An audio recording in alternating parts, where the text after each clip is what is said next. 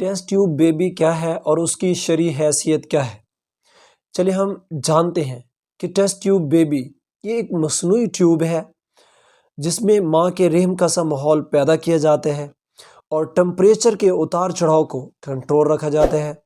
دوسری طرف جنین کے لیے سانس، درجہ حرارت اور دیگر ضروریات کا خیال رکھا جاتا ہے۔ مرد کے سپرم لیے جاتے ہیں اور عورت کا بیضہ لیا جاتا ہے۔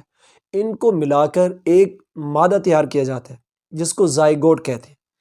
اب یہ زائگوٹ کو 4 طرح سے استعمال کرتے ہیں۔ نمبر 1 کہ اس زائگوٹ جو مرد کے سپرم اور عورت کے بیضہ سے تیار ہوا ہے، اس کو مختصر سے ٹریٹمنٹ کے بعد اسی متعلقہ عورت کے رحم میں رکھ دیا جاتا ہے اور اس سے بچہ لیا جاتا ہے۔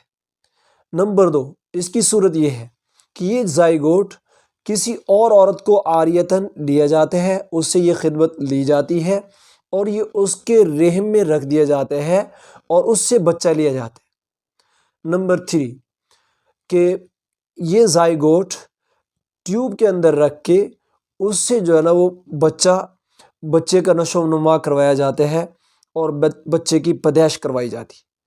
اور نمبر 4 کہ یہ جو زائگوٹ ہے کسی غیر محرم انجانے مرد اور عورت کا یہ زائگوٹ لے کر خرید کر اپنی عورت کے رحم میں رکھوا کر بچہ لیا جاتا ہے۔ تو یاد رکھیے شریعت میں ان میں سے صرف پہلی صورت کی بوقت ضرورت اجازت ہے، گنجائش ہے۔